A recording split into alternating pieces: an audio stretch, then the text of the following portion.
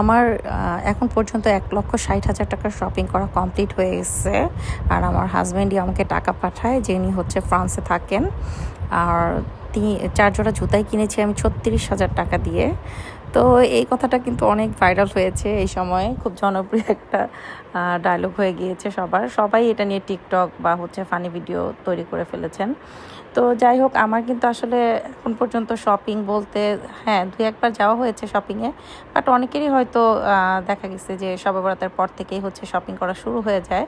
তো আমি গিয়েছিলাম গতকালকে আমার বান্ধবীকে নিয়ে ইস্টার্ন মল্লিকার কিন্তু সব রকম কালেকশনই পাওয়া যায়, আর খুব সুন্দর সুন্দর কালেকশনগুলো পাওয়া যায়।